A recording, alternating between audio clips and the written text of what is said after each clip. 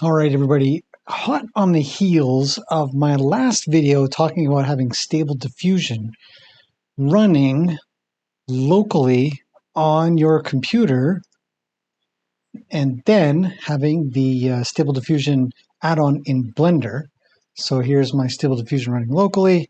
I grab a Blender add-on from GitHub and having it run inside Blender. Now, in my initial video, I made just a cube, put it on some grass kind of thing. But I wanted to go into something that was a little bit more detailed. So what I've done is I've created essentially I don't know, you call it a field or an area. And in the middle, I've put a lake. And these are all just very, very basic shapes. This is a sphere. This is a plane. I've got some trees right here. This is essentially a cone on top of a cylinder, and I've just duplicated them and changed the scale. This is an icosphere for the moon, and I've got some cones for some mountains. And if we look on the right-hand side, we can see my 512 by 512 looks like this. I'm just going to give this a little shift, and I've been playing with this for a little bit just to be able to finally give some ideas on how you can make a very simple render. And I've also got one light in the scene up here, and it's just kind of pointing over here. In fact, you know what I think I might do just for now, just to see how this goes. I'm going to duplicate this guy, rotate him back, and let's move him behind the mountains. Whoops, where'd he go?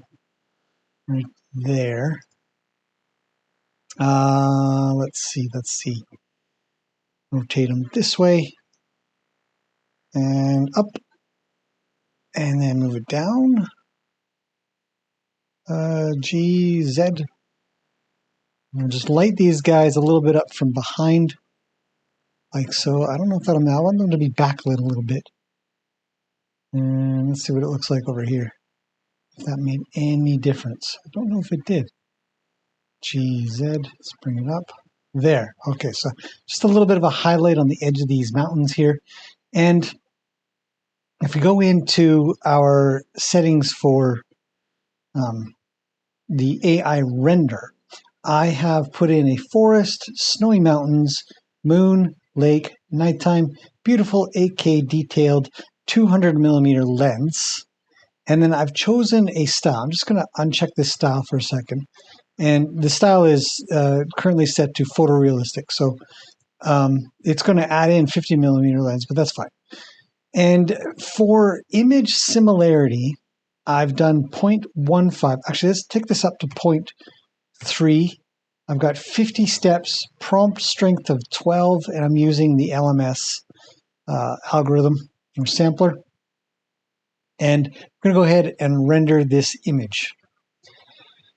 And this is what I mean, or meant, if you haven't seen that video, go check it out. But this is what I meant by using basic shapes and a basic concept of having mountains on one side, a moon over in a section, some forest, some lake, a field or something like that, and then have the renderer, the AI Stable Diffusion, make something. Now this is weird.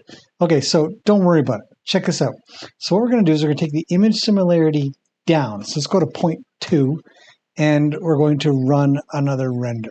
So essentially, image similarity means that it's going to look at our composition that we've got here of trees, moon, mountains, lake, field, and be like, yeah, something like that.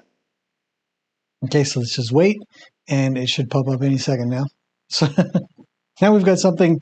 It doesn't really represent what's going on, but hang on a second. Let's go a little step further for the image similarity. Go 0.15, and then I'm going to apply a preset. And a preset is the photorealistic one where it adds in stunning photograph, natural light, and megapixel Pro Canon 50 millimeter lens.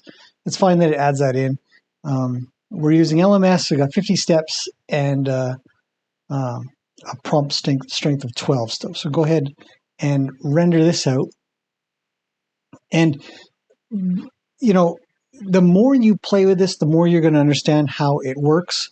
But more or less, it's a heck of a lot of fun. So here we go. So here we've got an image that has come through. We've got the moon, we've got some clouds, some mountains, and a little bit of trees. And that's kind of interesting. Let's change the engine out to Euler Ancestral and render another image. And so the closer the image similarity, the more close it's going to be to your composition. So we got 0.15. It's not going to be very close at all. Let's see what it comes up with. Yeah. Okay. So there you go. You got the moon. We've got some water down below. And now I'm just going to up this to 0.3 again and render this out. And this time we're using Euler Ancestral. And so 0.3 is much higher. It's going to be much closer to what this looks like if it's going to pick some stuff. Yeah, not exactly a photo, but you know. And the coolest thing is if we take this image similarity down to 0.1 and we let the AI sort some stuff out, it's hit and miss, but I've had it hit pretty close to what this looks like. And I think I might have something up in my render result to show you. So let's give it a second to see what it does for this one. 0.1, look at that. Isn't that something? It just thinks of some stuff. We've got the moon over there. We've got a forest in front. Got mountains a little bit over here and the lake in front.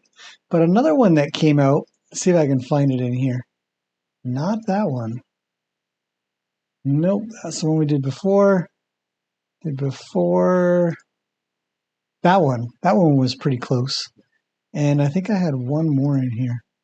No, that one was where I did like a point one or really low. But this one was really getting much closer.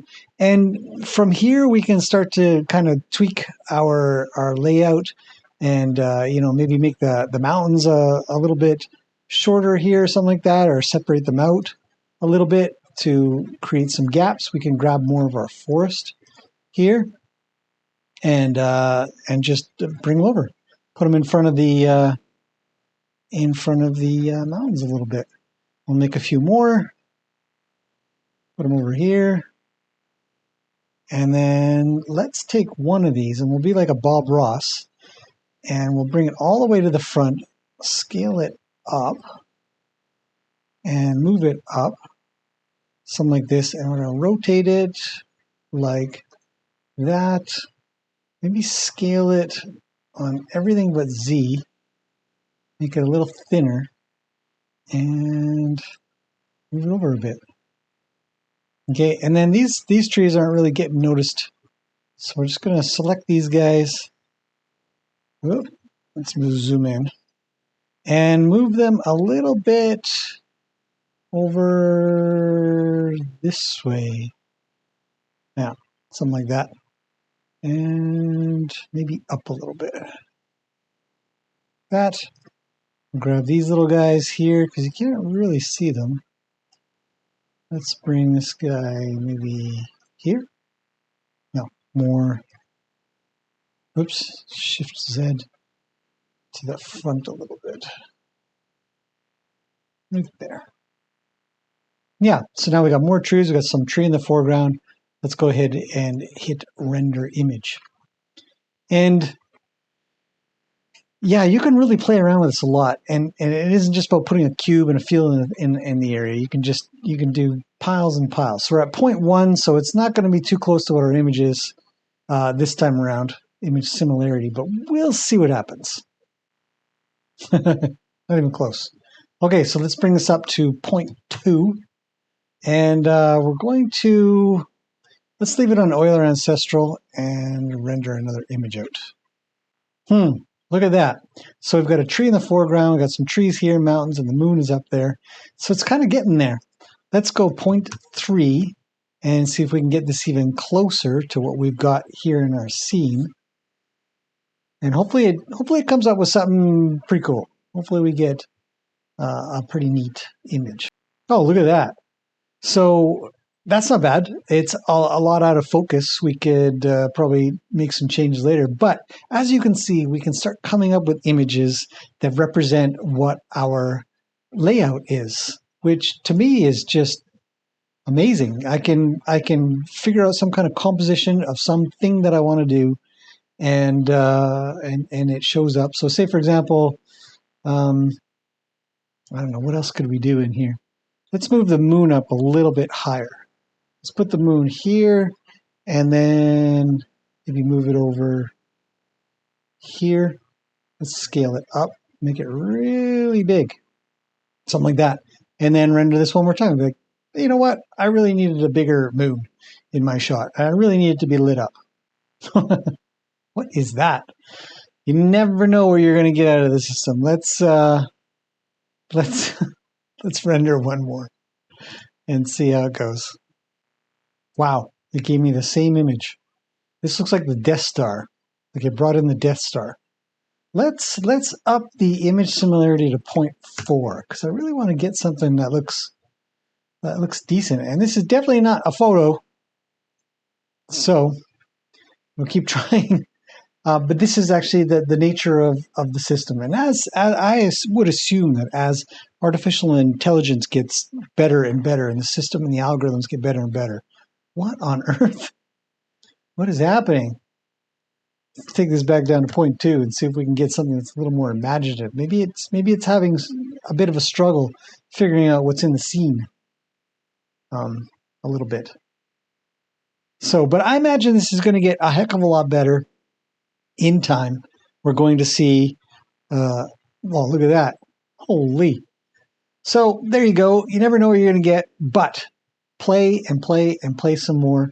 And the coolest thing is that within Blender, we can create a scene that can give us the composition that we're kind of looking for.